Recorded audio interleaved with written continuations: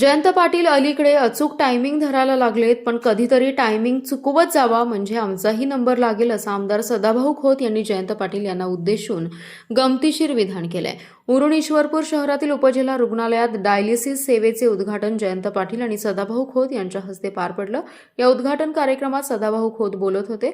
माझ्यामध्ये आणि जयंत पाटलांमध्ये वैचारिक मतभेद नक्की आहेत. आमच्यामध्ये नेहमी आरोप प्रत्यारोप होत असतात, पण आम्ही दोघांनीही मनाचे मतभेद कधीही निर्माण होऊ दिले नाहीत.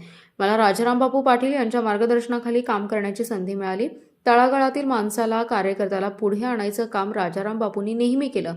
त्यातलं मी एक कार्यकर्ता आहे, असंही सदाभाऊ म्हणाले. जयंत पाटील जरा तरी कोपरखळी मारतात, टीका टिप्पणी करतात, पण राजाराम बापूंचं नेतृत्व हे संयमी होतं. त्यांच्या भाषणात कधीही टीका टिप्पणी दिसून यायची नाही.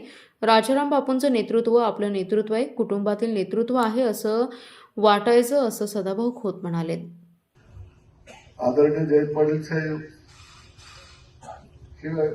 कुठे काल मला दिसले टीव्हीवर, म्हटलं आता ते मी इथंच आहे. ते एक दिवस मुंबईवरनं माझ्या अगोदर आले, मी आपला एक दिवस लेट आलो. म्हटलं आपण आपलं कासो गतीनं जाऊ, हळूहळू शरद जिंकू, काही गडबड करायची गरज नाही. आणि म्हणून मी कदम साहेबांनाही म्हटलं की त्यांना तुम्ही आता काल कसा निरोप पोहोचवत आहे बघा. म्हटलं काल थोडं काही गडबडीमध्ये ते असतील, पण म्हणतो निरोप द्या. पण मला सकाळी मी फारसा लेट येत नाही, पण 2 कार्यक्रम उरकून मला वाटलं तुम्ही टायमिंग मध्ये येत आहे का नाही. म्हटलं जरा उशीर होईल म्हणून मी उशीर आलो. पण अलीकडे काही का असे ना त्यांचं जरा टायमिंग ते अचूक धरायला लागलेले. कारण अलीकडे ते टायमिंग चुकून याची दक्षता फार घेतली, पण कधी तर टायमिंग चुकवत जावा म्हणजे आमचाही नंबर लागत नाही. पण मग काही हरकत नाही. शेवटी तालुक्याचा एक विकास झाला पाहिजे ही भूमिका लोकप्रतिनिधी म्हणून त्यांची आहे, लोकप्रतिनिधी म्हणून माझी आहे. शेवटी घार आकाशी उंच उंच कितीही तिनं भरारी घेतली तिथं लक्ष पिल्यापाशी असतं.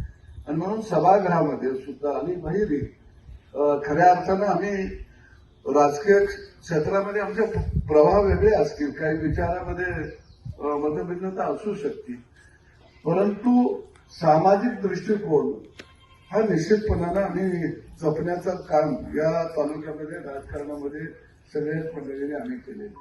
आणि तालुक्यासाठी एखादी गोष्ट येत असेल तर कदम साहेब आम्ही खरोखर समन्वय राखून या ठिकाणी काम करण्याचा प्रयत्न केला.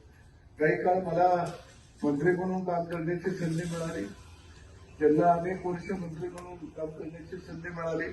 परंतु या कालखंडामध्ये कधी आम्ही वैचारिक आमचे मतभेद असतील, परंतु आम्ही मनाचे मतभेद कधी आम्ही निर्माण केले नाही. काही गोष्टी वैचारिक मध्ये काही प्रश्न तालुक्याच्या बाबतीत तयार झाले असतील, म्हणजे ते त्यांच्या तोंडावर संबोधन की आम्ही बसून की आपल्या तालुक्याला विकासाच्या दृष्टिकोनातून आपल्याला कसं पुढे घेऊन जाता येईल. निश्चितपणानं हा दृष्टिकोन डोळ्यासमोर ठेवून या तालुक्यामध्ये विकासाचा प्रभाव वाढता राहिला पाहिजे ही भूमिका निश्चितपणानं आम्हा दोघांची राहील. एक गोष्ट आहे की मी अनेक वेळा नाना म्हटलं की राजकारणामध्ये टीका टिप्पणी होत असतात, त्याला तो एक अखंड चाललेला तो एक मार्ग आहे. परंतु मला बापूंच्या मार्गदर्शनाखाली मला काम करण्याची एक मोठी संधी माझ्या आयुष्यातून मला मिळाली. अनेक वेळा आरोप प्रत्यारोप होत असतात, परंतु आपण घडलो कुठून, आपण सामान्य मातीतून वर आणण्याचं काम खऱ्या अर्थानं या तालुक्यामध्ये अनेक कार्यकर्त्यांना केलं, त्यातला मी एक कार्यकर्ते. आणि म्हणून निश्चित तो एक विचार, सामाजिक विचार, तळागाळातल्या माणसाला पुढे घेऊन जाण्याचा जो विचार तो बापूंचा होता, त्याचा संयमीपणा. म्हणजे मला खरं म्हटलं तर बापूंच्या जवळ आम्ही एवढा सहज बसायचं, एक राज्याचं नेतृत्व, पण कधी त्यांच्या भाषणामध्ये सुद्धा टीका टिप्पणी मला कधी दिसायची. फार संयमी मृदू मनानं खऱ्या अर्थानं बोलायचं. जयंत पाटील साहेब तुम्ही जरा तरी कोपरखळ्या हातात टीका टिप्पणी करता, पण बापूंच्या ते काहीच नव्हतं.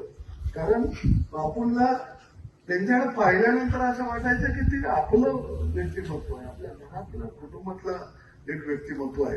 अशा पद्धतीचं काम जवळनं पाहण्याचं, त्यांच्या हाताखाली काम करण्याचं, कमी वयानं